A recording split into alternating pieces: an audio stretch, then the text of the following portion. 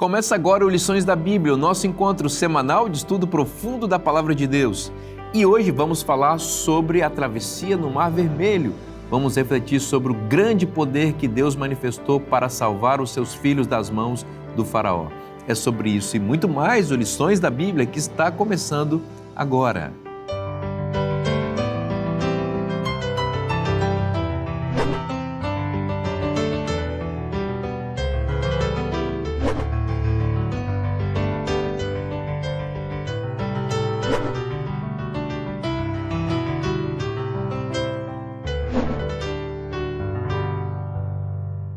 Estamos juntos aqui à mesa para estudar com você a Palavra de Deus.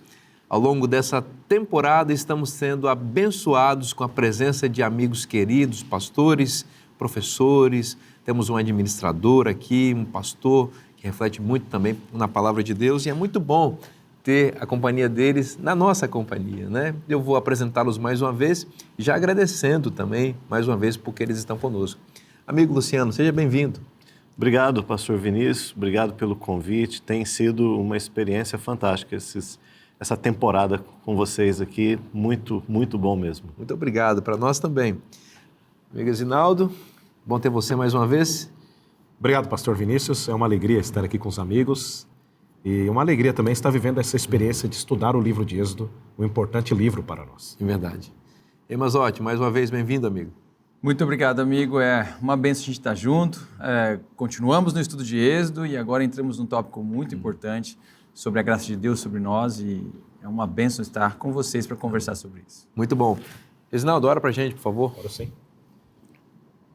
Eterno Senhor, neste momento, antes de abrir a sua palavra, oramos para que teu Espírito possa abrir a nossa mente, o nosso coração, a fim de que possamos entender a sua palavra e a sua vontade para nós. Em nome do Senhor Jesus. Amém. Amém. Na semana passada, nós estudamos a instituição da Páscoa, que foi o grande ato de Deus para marcar o seu poder e mostrar que Ele é o grande Senhor. E agora é o momento de sair do Egito, né? Que vai culminar na experiência extraordinária do Mar Vermelho se abrindo. E aí, Zinaldo? Sim, o evento Êxodo é um evento teologicamente estratégico e importante para a teologia do Antigo Testamento e da Bíblia em si. A gente vai perceber que, a partir desse ponto em diante, no texto bíblico, Deus sempre vai estar se referindo ao Êxodo, os profetas sempre estarão se referindo ao Êxodo.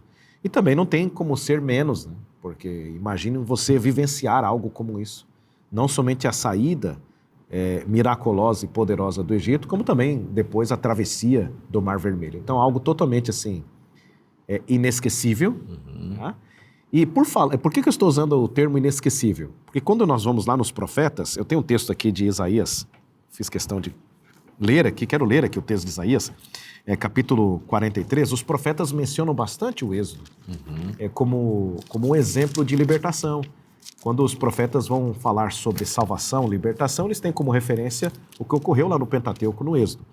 Mas é interessante aqui, Isaías 43, versículo 18 e 19, não vos lembreis das coisas passadas, nem considereis as antigas. Eis que faço coisa nova que está saindo à luz, porventura não percebeis? Eis que porém um caminho no deserto e rios no ermo. Aí a gente fica fazendo a pergunta, por que Deus está pedindo para eles esquecerem das coisas passadas e que coisas são essas? Quando você lê o contexto aqui, Deus está falando do Êxodo. Aí você faz outra pergunta, mas como esquecer do Êxodo? Na verdade, o que Deus está querendo dizer é o seguinte, se eu operei um grande milagre no passado, ainda operarei coisas grandes ainda para vocês. Mas assim, o Êxodo ainda continua sendo ponto de referência para a história de Israel e para a mensagem dos profetas também. Essa passagem, eu tenho apreciado muito ela na minha vida, porque ela me faz pensar sempre o seguinte, é importante o que Deus fez no passado, mas é importante o que Ele faz no presente também. E uma das coisas que o autor coloca aqui é que a situação lá de Israel era tão desesperadora que somente um ato divino seria suficiente e capaz de libertá-los dali. Eu confesso para vocês que às vezes quando eu olho para o desafio que a gente tem como igreja hoje de pregar o evangelho em todo o mundo E quando a gente pensa nos lugares mais desafiadores desse planeta, de chegar com essa mensagem, né, de salvação em Cristo Jesus, eu penso, tem hora que a gente também precisa de um ato divino, né? Teve o ato divino no Pentecostes, capacitando, né, os discípulos a pregarem o evangelho em sua geração, e eu creio que nós precisamos, né, buscar e clamar por este ato divino em nossa vida hoje também, para que a gente veja essas coisas novas, né? Assim como Deus fez coisas extraordinárias lá com Israel, Ele fazer coisas extraordinárias em nossa vida hoje também. E a gente percebe aqui pelo próprio texto, o verso áureo da lição, o verso para memorizar, que realmente a dependência era 100% e totalmente divina. Por exemplo, o que o povo deveria fazer? Aquietai-vos. Então a gente percebe que é um verbo muito no passivo aí, né? Então teria que ficar quietos. Aquietai-vos e vede o livramento do Senhor, que hoje vos fará, porque os egípcios que hoje vedes, nunca mais os tornareis a ver. O Senhor pelejará por vós e vós vos calareis. Então a única coisa que o povo deveria fazer era ficar quieto e ver. Né? Ver o livramento que o Senhor fará. Então isso é importante, acho que essa mensagem ela é central, mostrando que não havia nenhum mérito, nenhum esforço humano na nação de Israel. A única segurança estaria no poder divino, no ato divino. Então Deus fez algo extraordinário, Felipe, e realmente humilhou toda a nação, em especial na pessoa do seu principal representante, que é o faraó, não é? E aí ele vai falar uma coisa emblemática aí ao, entre aspas, né, permitir que o povo saísse, eu digo entre aspas, porque ele não tinha mais poder nenhum para poder sustentar ou reter o povo de Israel. Exatamente. Nós, a parte das nossas reflexões, através do nosso guia de estudo, centralizaram no domingo ali, né, em Êxodo 12, verso 31 a 36. Esse trecho, né, do livro de Êxodo, ele é muito interessante por vários aspectos. Ele descreve a última praga, mas ele tem aspectos gerais de como o faraó responde após a praga acontece no texto. Então, logo ali no verso 31, a gente lê, né? Ele diz assim: então, naquela mesma noite, faraó chamou Moisés e Arão e lhes disse: levantem-se e saiam do meio do meu povo, vocês e os filhos de Israel. Essa expressão, filhos de Israel, ou seja, os israelitas, é pela primeira vez utilizada por faraó, ou saindo da boca do faraó, em todo o texto. Né? Então, pela primeira vez, ele de fato reconhece que eles têm uma origem, que eles não são escravos do Egito, que eles estão de fato libertos. A gente viu na nossa última conversa, na semana passada, que a Páscoa tem esse aspecto liminal, né? Ela é o limiar de uma nova era, né? A casa, a porta, entrando, saindo. E aqui você vê claramente que o faraó finalmente compreende aquilo que está acontecendo. Agora, o que nós vemos no verso seguinte, no verso 32, é mais sugestivo ainda. Levem também com vocês as suas ovelhas, o seu gado, como vocês pediram. Vão embora e abençoem também a mim. Veja esse pedido extremamente curioso do faraó, né? Até então a gente tinha visto um faraó vociferando contra Deus, né? Dizendo que não conhecia Deus. Quem é o Senhor? A gente viu lá atrás, né? Para que eu deixe os filhos de Israel irem. E agora ele não só chama eles de israelitas, como pede uma bênção do próprio povo. Então, assim, há algumas maneiras de a gente entender o que está acontecendo aqui, né? Por que ele está pedindo essa bênção? Obviamente, ele foi impressionado por tudo que aconteceu no texto, ou na história, e que está refletido no texto, e possivelmente não teve outra opção a não ter a sua cosmovisão, como temos batido na tecla aqui, mudada por aquelas ações. Agora, essa ação de um faraó sendo abençoado por um israelita, e no caso aqui por um patriarca ou por um líder da nação, nós já vimos antes na história. E ela ocorreu quando o povo desceu para o Egito. Essa mesma ideia nós vemos lá em Gênesis capítulo 47, verso 7, verso 10, quando Jacó, vindo com toda a família, a convite de José, entrando no Egito, ele se coloca diante do faraó e abençoa o faraó. Então é interessante que a entrada no Egito ocorreu através de uma bênção para a nação egípcia. E agora a saída ocorre na promessa, ou pelo menos diante do pedido, de que esta mesma bênção ou que uma outra bênção lhe seja dada. Ou seja, é uma nova era de fato. e eles saem deixando para trás uma bênção sobre aqueles que os escravizaram. Isso, para mim, é fantástico, porque quando nós vemos momentos liminais, momentos de mudança na história, geralmente a gente fala e usa muito esse linguajar, né, dentro da igreja. É nós, somos nós, e a gente fala, e o mundo, né? É o mundo e nós. E como se as forças opostas do grande conflito fossem primariamente representadas por pessoas. Mas é interessante que em momentos liminais, como este aqui, no momento a gente leu um texto agora que fala do exílio, inclusive babilônico, no período babilônico, um outro momento de exílio do povo de Deus, nós temos, quando os textos descrevem o sentimento daqueles que estão no exílio pelos seus algozes, em geral, eles buscam o bem desses algozes. Nós vemos José fazendo isso, nós vemos Daniel fazendo isso, o próprio Moisés aqui fazendo isso.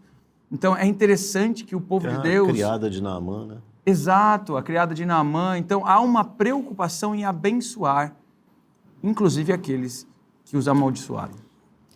É muito importante isso, né? Uma lição espiritual que nós aprendemos aqui com esse pedido do faraó, né?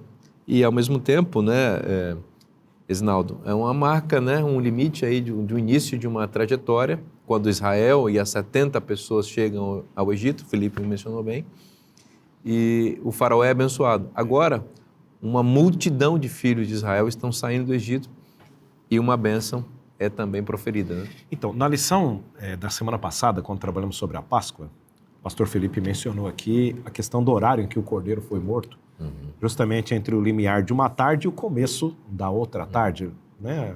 A palavra tarde ali. Justamente ali no limiar dos dois horários. Então, eles saíram do Egito, o horário é marcado aqui, ó, no capítulo 12, verso 29, aconteceu o quê? À meia-noite. Então, o horário é marcado ali. Lembremos que o pôr do sol ali, o crepúsculo da tarde ocorre em torno das 5h30, 6 horas ali, aquele momento do pôr do sol. E lembremos que para preparar a janta não era algo muito rápido. Porque teriam que matar o cordeiro ali, etc., preparar a janta, mas tinha os pães, né, tinham as ervas amargas, então havia todo um processo. Então eles tinham pouco tempo de preparo da janta, porque ali perto da meia-noite eles tinham que estar reunidos ali jantando, etc. O que eu estou percebendo aqui? No versículo, capítulo 12 ainda. É muito recomendável hoje comer meia-noite, assim, né? Mas na Páscoa podia, né? Ali eles iam passar a vigília acordados, né? Eles iam passar caminhando. Eles iam caminhar e tal, etc. Tá? Então, no capítulo 12, no versículo 33, olha só. Os egípcios apertavam com o povo, apressando-se em lançá-los fora da terra. Havia uma certa pressa. Uma expulsão aí, né? Exato. Pois diziam, todos morreremos. É interessante a conclusão dos egípcios aqui. Eles estavam certos. Porque se acaso, depois daquela praga, se acaso o faraó ainda retivesse o povo, aí não teria mais jeito. Ia dizimar toda a nação. Mas é interessante o verso 34. O povo tomou a sua massa antes que levedasse, e as suas amassadeiras atadas em trouxas com seus vestidos sobre os ombros, fizeram, pois, filhos de Israel, conforme a palavra de Moisés, e pediram aos egípcios, etc. A ideia que nós temos é que parece que eles não tiveram tempo suficiente para terminar de preparar, a massa ainda estava levedando. Eu percebo aqui, é uma continuidade do elemento salvífico da Páscoa na nova fase, na nova fase de história do povo. Essa ideia da massa ainda levedando, me parece que a história salvífica que aconteceu no crepúsculo daquela tarde, ela iria continuar na nova fase do povo. Era uma troca de fase, mas essa ideia da massa ainda levedando, daqueles elementos da janta ainda estavam em processo, eu percebo uma imagem da história salvífica continuando na nova fase do povo. Algo interessante. O ato salvífico ocorreu, mas iria perdurar, né? Iria perdurar. Exato. É interessante que essa mesma situação dá origem à festa dos pães asmos, né? Que deveria ser celebrada durante 7 dias a partir do término da Páscoa. Que, como você falou na lição anterior, Deus já tinha dito, né? Que eles iam guardar uma festa que nem tinha acontecido. Exatamente. Isso é interessante, porque a primeira instrução não tinha ocorrido ainda. Então aqui nós estamos vendo o evento que forma a festa que já tinha sido dita por Deus que iria ocorrer, né? Então, isso é extremamente interessante. É como Deus estivesse dizendo para eles, olha, não vai ter levedura na massa, mas está tudo certo. Come ela fininha mesmo, entende? E isso vai ser memória sobre o que vocês passaram. Novamente a gente vê aqui aquela questão da memorialização na história de Israel. Êxodo vai fazer isso o tempo inteiro. Tudo é memória, tudo precisa estar atrelado à vida da nação dali para frente. Uma outra coisa que me chama a atenção aqui, quando Deus faz o chamado de Moisés, lá atrás, ele fala, olha, quando vocês saírem do Egito, vocês vão saírem com grandes despojos. E agora a gente vê aqui o povo saindo, e além do povo os egípcios estar apressando eles para ir embora, eles também deram coisas valiosas, como ouro, prata, vestes, né? E a linguagem bíblica é forte, né? Eles despojaram o Egito. E uma coisa de guerra, né? Uma coisa que o autor comentou aqui que eu achei interessante é o seguinte, né? Aquilo correspondia ao salário dos anos de escravidão. Imagina isso. Quer dizer, então a gente vê aqui o princípio, né, da justa retribuição divina, né, acontecendo na vida do povo hebreu, ou seja, chegou um momento do acerto de contas, porque ali era um juízo de salvação para os hebreus e de condenação para os egípcios, cada um colhendo aquilo que escolheu, que decidiu, né, dentro desses últimos eventos. Isso aqui traz assim um conforto para a gente, né, uma certeza de que hoje pode parecer que as coisas estão assim à deriva, né? A gente vê tanta impiedade, tanta maldade, tanta injustiça acontecendo, mas vai chegar um momento em que Deus vai fazer a justa retribuição. Eu percebo aqui também os lugares da mesa se invertendo, né? 430 anos atrás, o povo havia descido ao Egito e eles dependeram de uma doação do faraó, a terra de Gósen, dependeram de uma doação da administração egípcia. Que agora voltava para ele. Exato, voltava para ele. Então, aí é interessante, na saída, agora eles despojam o egípcio. Então assim, houve uma inversão dos lugares aqui da mesa. Isso me faz lembrar, lá no Salmo 23, né? Coloca uma mesa perante mim na presença dos meus adversários, né? Então, normalmente isso acontece. Aquele que é humilhado será exaltado, aquele que é exaltado será humilhado. É o princípio bíblico que vemos aqui também. É extraordinário ver a justiça de Deus, né? Em ação. Deus é justo, a gente tem que se lembrar disso. Às vezes a gente, como você disse, Luciano, A vida não é. A vida não, mas Deus é. E essa vida passa, ela é transitória, né? Nós não temos que enxergar essa vida aqui como se fosse a realidade última, né? A realidade última está em Deus e no processo que Ele executa para a salvação. Bom, esses temas maravilhosos que estamos estudando aqui são do nosso guia de estudos. E eu vou perguntar, você já tem o seu guia de estudos? É hora de você fazer a sua assinatura ou então de você fazer a sua compra avulsa para que você possa ter esse livro sempre ao seu lado para adiantar e antecipar os temas que nós debatemos aqui no programa Lições da Bíblia.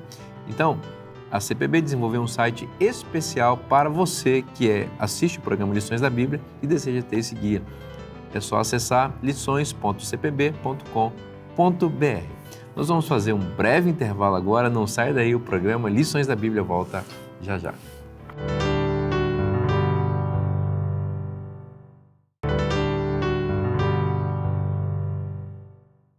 Muitos filósofos acreditam que o ser humano é bom por natureza e que é o meio em que vive que o corrompe.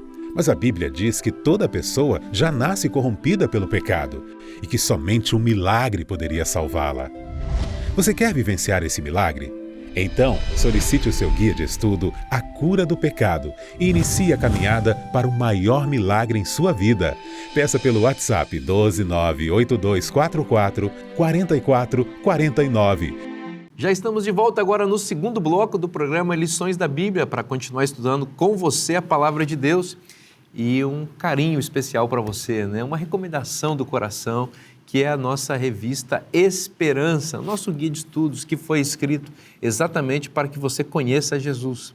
Faz o seguinte agora, tá vendo o telefone que está aparecendo aí na sua tela? Manda uma mensagem para esse WhatsApp que está aí e peça essa revista agora, A Cura do Pecado, né?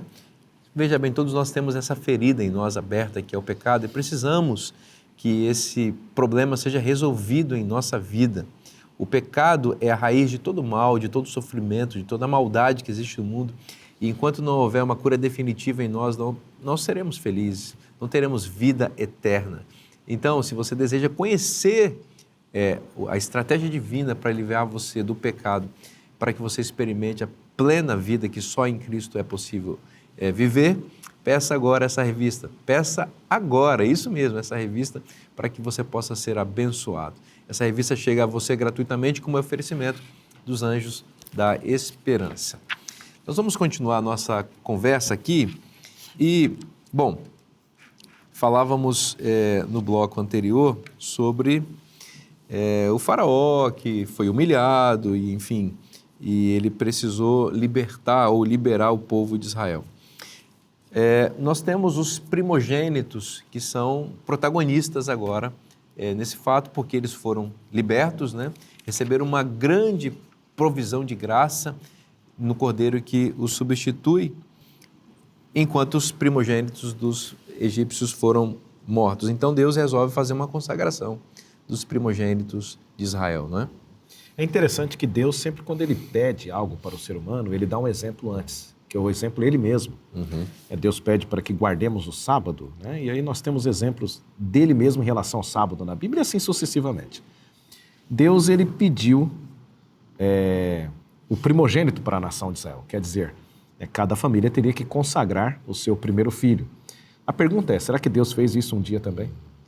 É interessante que um dos títulos que Jesus Cristo recebe nas Escrituras é primogênito. Por exemplo, isso me faz lembrar o texto de Hebreus, capítulo 1, verso 6. É quando o autor de Hebreus fala assim, ao introduzir o primogênito do mundo, aí ele faz uma citação do texto de Salmos lá. E ali é lógico que está se referindo à pessoa de Jesus Cristo. Em Apocalipse, capítulo 1, verso 5, Jesus é chamado o primogênito dos mortos, daqueles que... etc. Né? Então, o título primogênito também é atrelado à pessoa de Jesus. É certo que quando esse título é atrelado à pessoa de Jesus, não significa a ordem primária, numa ordem sequencial cronológica, né? Porque a palavra em si ela tem dois sentidos, pode ser ordem cronológica, ou então pode ser o principal daqueles. Não quer dizer que ele tenha sido gerado, né, Exato, como filho. exato. Por exemplo, Davi mesmo é chamado de primogênito. Deus chama Davi de primogênito, usando o termo primogênito para Davi. Só que a gente bem sabe que Davi não era o primeiro na ordem cronológica dos filhos de Jessé, antes pelo contrário. Era o caçula, era o último. Então a gente percebe o sentido ali na questão de status. O primogênito é quem herda a realeza, né? Da realeza, exato. Então Jesus se torna o rei desse mundo por Exato. meio do seu sacrifício. Então, nesse sentido, Jesus é o primogênito. Então, assim, antes de Deus pedir o primogênito da nação de Israel, Deus também já havia dado um primogênito, não somente para a nação de Israel, Deus já havia dado um primogênito para o mundo. E a gente remete lá ao texto de Gênesis 3,15. Na verdade, o descendente da mulher seria o primogênito que Deus deu ao mundo. E o primogênito primeiro, né? É uma grande redundância de Deus, é Adão, né? Exato. Que abriu mão da sua primogenitura ao entregar esse mundo nas mãos da serpente. Exato, é um contraste. Então Deus envia o seu primogênito para que ele que abriu reina... mão de sua realeza. Exatamente, para que ele reine nesse mundo, no lugar de Adão, que abriu mão da oportunidade de reinar nesse mundo. Exato. Aqui, né? Então é uma jogada de palavras aí no mundo da teologia. Sim. Então Deus escolhe, e agora, amigos, para consagrar os primogênitos de cada família. Que lições, Luciano, a gente tira daí? Olha, eu vejo aqui, né, como o autor menciona, o povo não podia só crer, eles precisavam agir de acordo com essa crença que eles tinham na libertação de Deus. E uma das maneiras deles agirem demonstrando a sua fé era na consagração do primogênito. Ou seja, eles estavam ali seguindo realmente a instrução de Deus. O autor aqui nos lembra lá de Tiago 2,20, né? Seu tolo, você quer ter certeza de que a fé sem obras é inútil? Quer dizer, o crer de fato na palavra do Senhor nos leva à ação.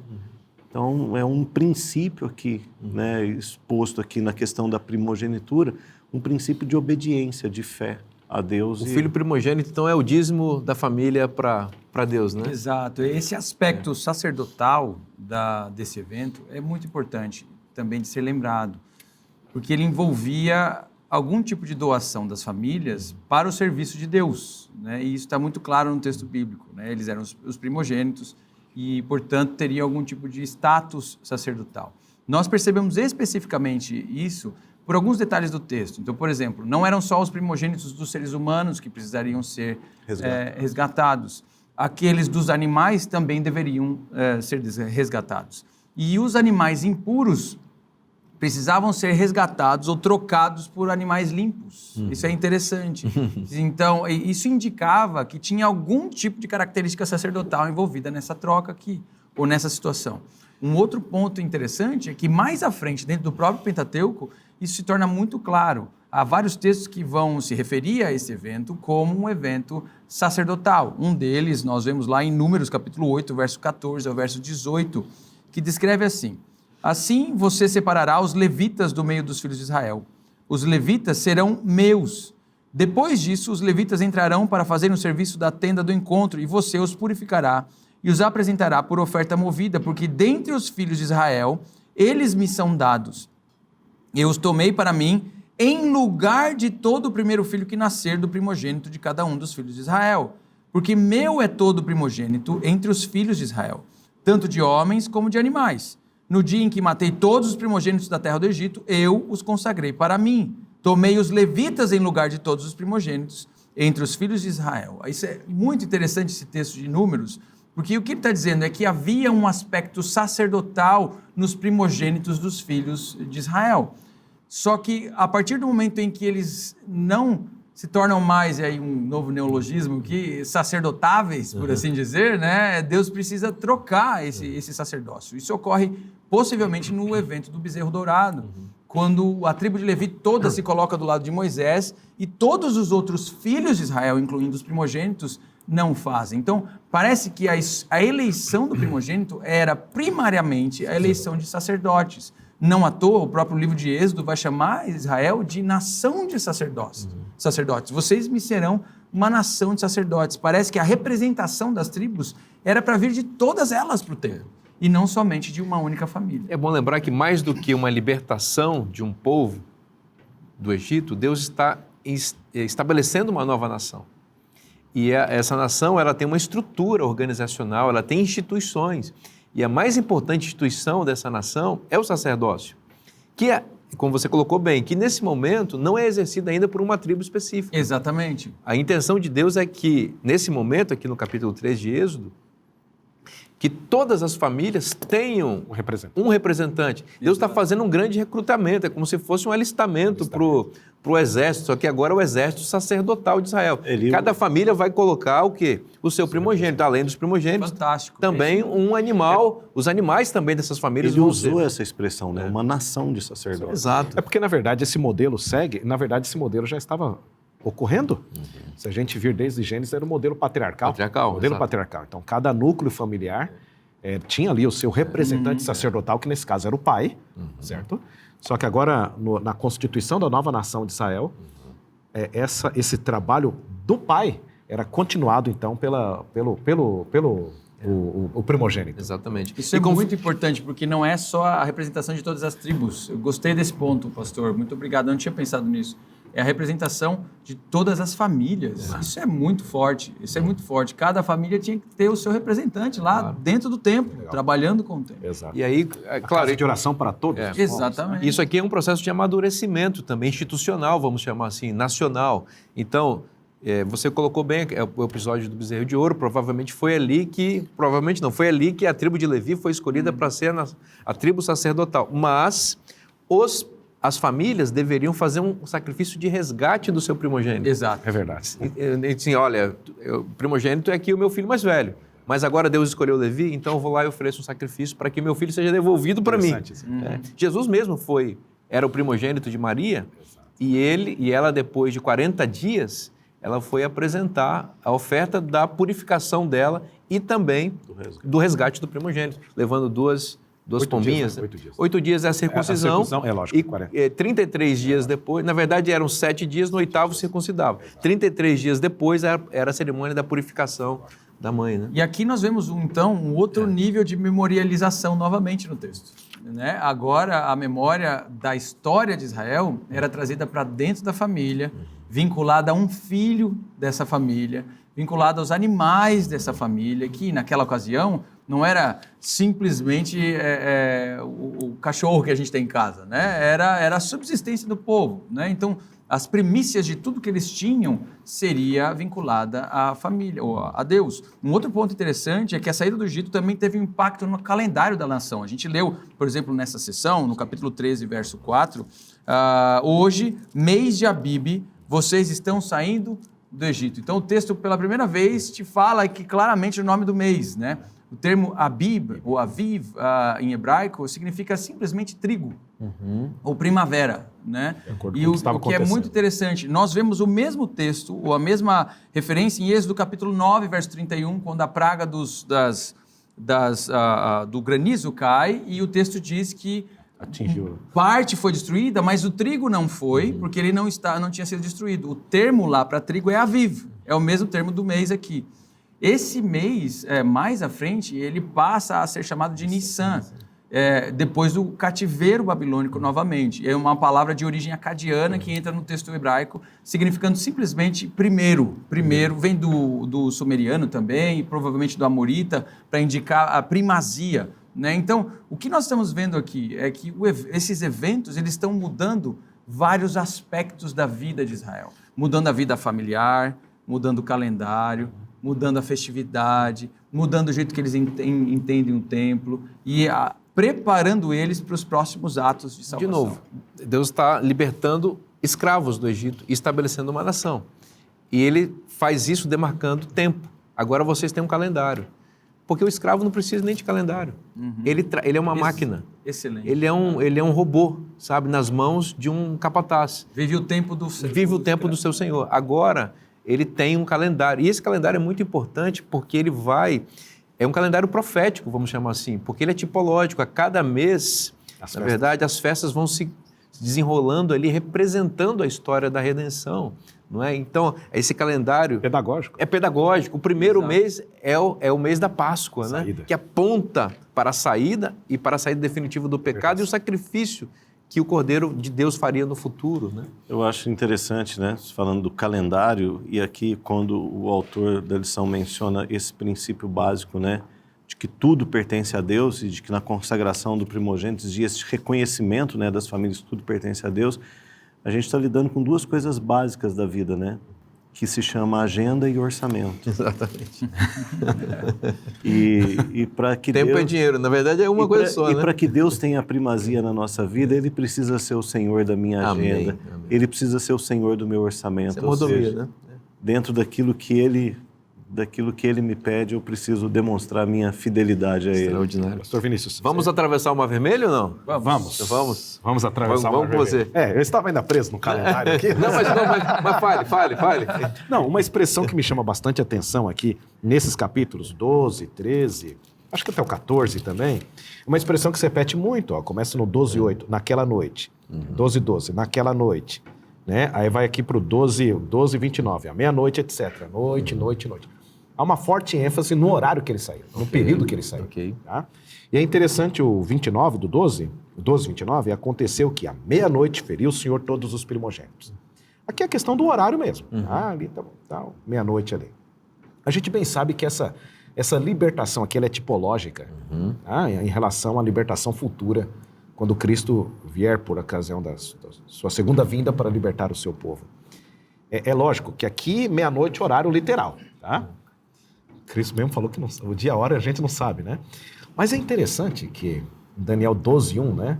No tempo de angústia, o qual nunca houve, Miguel se levanta para libertar o seu povo. Essa questão de meia-noite e noite, a gente percebe, tratando sobre a volta de Jesus, trata muito sobre a intensidade das trevas, a intensidade do pecado, quando Jesus voltar, à noite dessa terra. Você tem na parábola das 10 virgens, né? À meia-noite houve um grito. Por exemplo, a parábola do servo vigilante, né?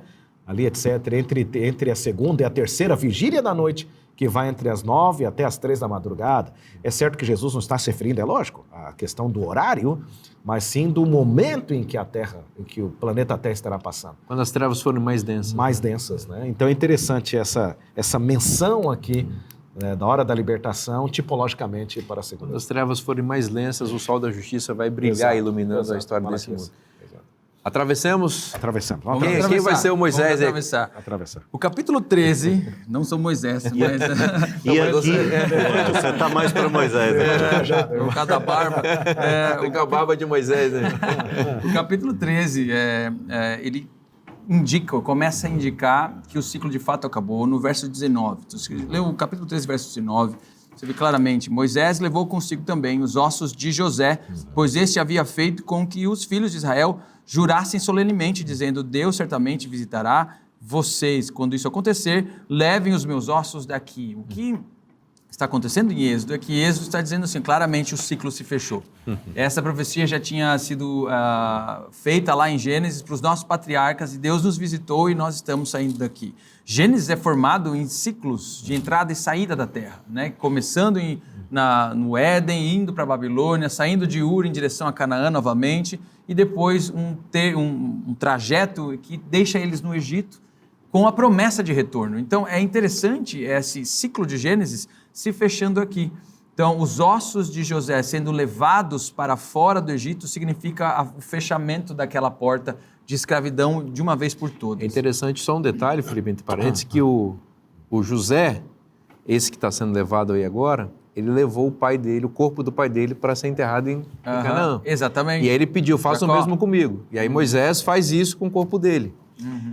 E alguém vai ter que fazer isso com o corpo de Moisés também no futuro, né? Excelente. Só que quem vai fazer é o próprio Miguel, né? Excelente. Senhor. Maravilhoso, maravilhoso. Eu acho... Desculpa, Felipe. Não, pode ir. Não, Êxodo 14, e que é o trecho que exatamente fala, né, da saída, é dividido em vários trechos, né? Os versos 5 a 8, para mim, são muito interessantes porque ele mostra a obstinação do faraó, né? Quando diz, quando foi anunciado ao rei do Egito que o povo fugia, ele e os seus oficiais mudaram de ideia a respeito do povo, disseram, que é isso que fizemos, permitindo que Israel nos deixasse de servir? Então você vê que a cosmovisão arrefecida retorna. E isso coloca eles em uma posição de perigo novamente para que Deus possa se manifestar na travessia. Essa temporada está extraordinária, você está vendo aí. Que bênção poder estudar a palavra de Deus. Então a gente vai fazer um intervalo bem rapidinho, não saia daí, pega um fôlego, hein? E a gente volta já já.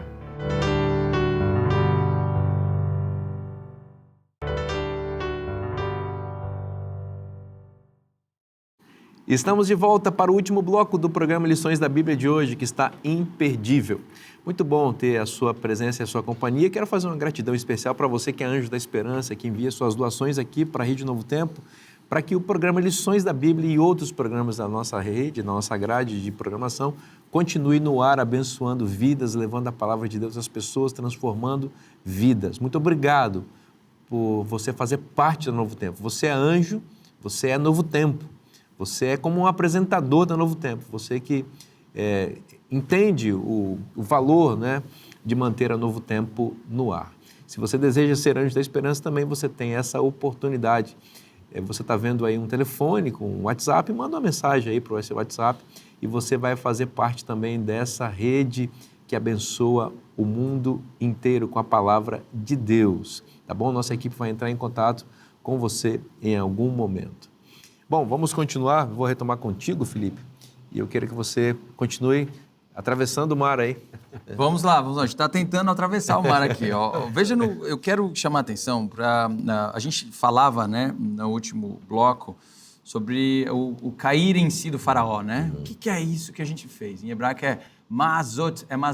Olha aí. Eu falo para os meus estudantes isso, eles quando eu entro na sala de aula, eles ficam me zoando. Né? O sobrenome dele é Felipe Mazotti. O que é isso que a gente fez? O que é isso? Mas os versos 17 e 18 ali do capítulo 13 são bem interessantes. Quando o faraó deixou o povo ir, Deus não os levou pelo caminho da terra dos filisteus, embora fosse mais perto, pois disse, para não acontecer que, vendo a guerra, o povo se arrependa e queira voltar para o Egito. Porém, Deus fez o povo rodear pelo caminho do deserto, perto do Mar Vermelho. Os filhos de Israel saíram do Egito organizados como um exército. Aqui você tem várias ideias contrastantes, né? Eles não vão para a guerra, porque Deus não quer que eles se desanimem. Mas vão como exército. Mas vão como exército à beira do Mar Vermelho, né? Então, eles vão organizados, aparentemente pelo texto, para lutarem um tipo de guerra diferente. Um tipo de guerra em que eles não são as armas, um tipo de guerra que eles precisam desaprender a ideia de que é na reação que eles vão vencer essa batalha, e um tipo de guerra que rememora muito a história do próprio Moisés, que teve que reagir como um egípcio e agora é chamado a agir de maneira diferente. E é essa a natureza do que nós vemos na travessia do Mar Vermelho. É a guerra de Deus, é Deus batalhando por eles. Um ponto aqui importante é a pedagogia de Deus, de levá-los à beira do Mar Vermelho para que Ele mesmo possa abrir o mar e eles passem em terra seca. A gente vê aí essas 4 verdades essenciais aqui, né? É interessante. Desculpa. Não terem medo, né, e verem o livramento de Deus de uma maneira que eles não tinham que lutar, Sim, mas eles exatamente. eram um exército. É interessante que isso é ilustrado no Cântico de Moisés, né? Essa suficiência total de que Deus era o libertador e quem estava guerreando. Por exemplo, aqui no capítulo 15, né, já falando sobre o Cântico de Moisés, no versículo 2, o Senhor é a minha força e o meu cântico, ele me foi por salvação. No verso 3, o Senhor é homem de guerra. Então esse cântico expressa, mais uma vez, a única questão da justificação pela fé. Não havia mérito algum neles, não havia nenhuma força bélica naquele exército que estava no meio do mar, por mais que estavam organizados como exército, mas não havia nenhuma força bélica para destruir o inimigo. O único que poderia fazer isso era o próprio Senhor. E é impossível a gente ler o texto e não fazer a conexão lá com o que está acontecendo com o Apocalipse, porque o próprio João no Apocalipse se remete ao Cântico de Moisés, né? Então a mesma experiência que o povo estava passando ali, tendo a única suficiência em Deus, a gente vai perceber também lá com a última geração, o remanescente no tempo final, na verdade, tendo a única suficiência em Deus. Eu abrindo aqui Apocalipse capítulo 15, né, o cântico de Moisés e tal, cantando o cântico de Moisés, e aqui é um novo cântico, né? Grandes, admiráveis são as tuas obras, Senhor Deus Todo-Poderoso, justos e verdadeiros são os teus juízos. Lá no capítulo 7, quando pergunta lá para a última geração, né, a salvação pertence somente a ti. Então, acho que é importante enfatizar isso, porque há uma tendência no mundo cristão a acreditar que a última geração alcançará a impecabilidade justamente por obras que se fazem. Sendo que, na verdade, nos dois momentos aqui, a salvação é remetida somente ao Senhor, que é o homem de guerra. Tem um trecho... Isso é muito importante em alguns contextos que a gente vive. Exato. Ter essa consciência, né, do agir de Deus, da iniciativa da salvação sendo de Deus e não por uma performance humana, né, comportamental. Exatamente. Tem um trecho interessante no capítulo 14 ainda, durante o processo do passar, né, do mar, está ali no verso 19 do mesmo capítulo 14, onde nós vemos a passagem em si sendo descrita, né, do verso 15 em diante. E até no finalzinho ali, dos versos 26 ao 31, os egípcios morrendo no meio do mar. Então, o verso 19 descreve assim: Então, o anjo de Deus que ia diante do exército de Israel se retirou e passou para trás deles. Também a coluna de nuvem se retirou de diante deles e se pôs por detrás deles. Veja que ele distingue a coluna do anjo. Do anjo. Isso é interessante. O anjo estava na coluna, mas ele não era a coluna. Essa não era uma manifestação etérea da presença de Deus. Era algo concreto. O anjo, ele estava ali mesmo, dentro da coluna. E o verso 20. E ia entre o exército dos egípcios e o exército de Israel. A nuvem era escuridão para os egípcios, mas iluminava a noite para o povo de Israel. Assim que durante toda a noite os exércitos não puderam se aproximar. Algumas coisas interessantes aqui. A primeira, o uso do termo arar aparece aqui, que é o verbo amaldiçoar, que até há um grande debate entre os teólogos sobre esse verso específico, porque parece que é uma ação divina que tem duplo efeito. Atrás da nuvem ela é escuridão e na frente da nuvem é clareza, é como o dia. Isso aqui é importantíssimo para a gente entender a ação, que é exatamente o que o pastor mencionou. É uma ação divina que funciona como condenatória para aqueles que negam a Deus. É o juízo. E abençoadora para aqueles que o aceitam. Novamente o juízo acontecendo no processo da travessia. E outra coisa que a gente tem aqui de novo é o elemento noite, né? Exato. É na noite que eles atravessam o Mar Vermelho. Acontece à noite novamente. Aqui no 14:24, você vai perceber que já vai mudar o horário. Na vigília da manhã. Então eles passaram a noite. Agora a gente está quase saindo, viu, Felipe? Estamos quase saindo. Vamos sair. Vamos sair. Não, você já olhou para o mar à noite? Você já imaginou o que eles vivenciaram? O que eles vivenciaram de atravessar o mar durante a noite toda? É impressionante. Dependia só de Deus ali. Na vigília da manhã... Eu vi que você pegou o cajado para cego. Você é o Moisés agora. Vamos sair aqui. Na vigília da manhã, o Senhor, na coluna de fogo e de nuvem, viu o acampamento dos egípcios. É interessante esses dois elementos da natureza aqui, né? A coluna de fogo e a de nuvem. Ao longo do livro de Êxodo, esses dois elementos são repetidos 8 vezes em relação à pessoa de Deus. Tá? Então a gente percebe que esses elementos naturais é uma expressão da presença de Deus, da divindade de Deus. Por exemplo, lá em Ezequiel capítulo 1, a visão que ele tem da presença de Deus lá, Deus vindo num redemoinho na nuvem, e no meio da nuvem a semelhança de fogo, etc. Não é à toa que Jesus Cristo, ao voltar a essa terra, virá nas nuvens dos céus, e 2 Tessalonicenses, capítulo 1, versículo 7 a 9, fala com labaredas de fogo. Então, mesmo Deus que libertou o povo de Israel do Egito, ele volta a se manifestar da mesma maneira como se manifestou por ocasião ali da libertação do Mar Vermelho. Muito bom, muito bom. Esse foi um momento extraordinário em que Deus mostrou o seu poder, evidenciando claramente o que ele estava fazendo, né? E depois esse evento vai se tornar fundamento, né, para a revelação da graça divina, né? Deus tirou Israel do Egito, por isso ele poderia ser o Deus deles, né? Agora vamos cantar com Moisés, né? O cântico de Moisés e Miriam. Estamos aqui na parte de quinta-feira. Pastor Felipe, o que teremos aqui em relação a esse? É muito curioso que aqui nós temos poesia, né? Temos poesia no meio da narrativa. Na minha opinião, o que nós temos no capítulo 15 é um novo evento memorializador. A gente teve uma festa que foi instituída, a gente teve um membro de cada família que é retirado, a gente tem evento, os pães asmos que precisam ser comidos do jeito certo durante 7 dias, e agora você tem um outro evento. E ao final desse evento, uma música é dada para eles. Então, para que eles possam cantar novamente as coisas que acabaram de ocorrer. Então, veja a preocupação de Deus e da liderança ali, né? Tanto Moisés quanto Miriam, em compor, ensinar, trabalhar de maneira pedagógica consistentemente com a nação para vários efeitos, né, audiovisuais serem concedidos a eles para que ao longo do tempo eles lembrassem, rememorassem aquilo que eles estavam passando. Agora tem 2 versos interessantes do capítulo 15, verso 17, verso 18, que é o finalzinho da música do Cântico de Moisés, que para mim são fantásticos. Olha o que diz aqui. Tu o introduzirás e o plantarás no monte da tua herança, falando de Israel. No lugar que preparaste, ó Senhor, para a tua habitação, no santuário, ó Senhor, que não existia ainda, que as tuas mãos estabeleceram. Ou seja, que santuário é esse? Há uma dificuldade aqui de entender, é o da terra, é o do céu. O Senhor reinará para todo o sempre. Veja que a música, isso você vê muito em poesia. Profetas, quando querem falar de um nível de significado mais profundo, em geral, eles recorrem à poesia e ao cântico, né? A poesia parece que dá essa liberdade para eles explorarem coisas mais etéreas, menos visíveis para a audiência deles. E aqui o que nós estamos vendo é exatamente isso.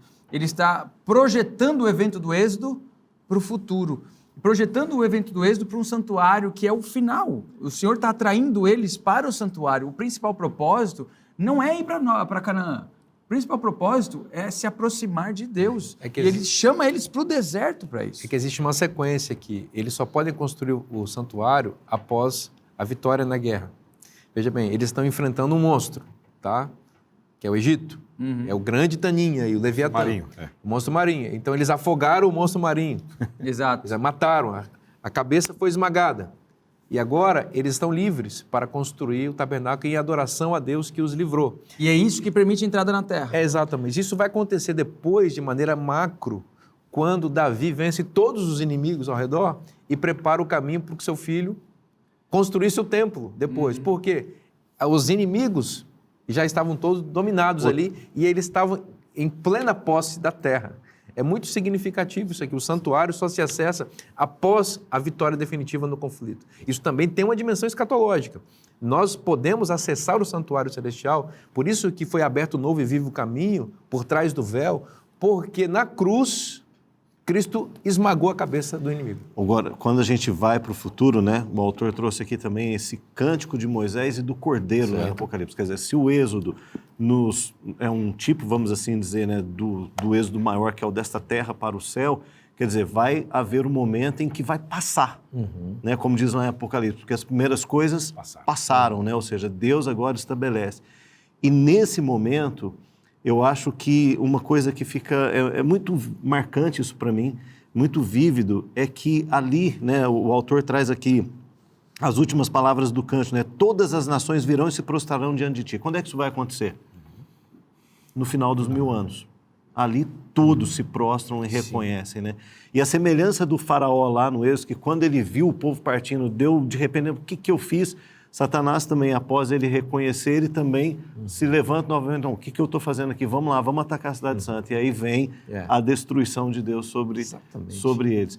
Mas o que é impressionante no final do milênio é que a história de toda a vida humana não acaba nessa morte aqui. Né? Às vezes algumas coisas assim, tem hora a vida de umas pessoas termina igual aquele filme que termina sem sentido. E a gente fica, não pode ser assim, não pode, e realmente não é. Vai chegar um momento em que Deus vai estabelecer lá no final o seu justo juízo sobre todos. Deus é justo, é misericordioso, é bondoso, é amoroso e Ele é vitorioso. O Senhor dos Exércitos está conosco, Deus de Jacó é nosso refúgio, como cantou o salmista. Ele vence a guerra, Ele venceu Satanás para vencer na sua vida hoje. Então você pode confiar na vitória. Está passando por momentos difíceis na vida, o mar está agitado, o faraó está te perseguindo, as montanhas estão te acossando. O Senhor dos Exércitos está com você. Ele abre o mar para você passar em seco e para afundar, humilhar e destruir o inimigo. Essa vitória é de Cristo e ela está sendo compartilhada com você e ela está na Bíblia. E se está na Bíblia, é bom para você. Eu te espero na próxima semana. Que Deus te abençoe muito. Um forte abraço e até lá.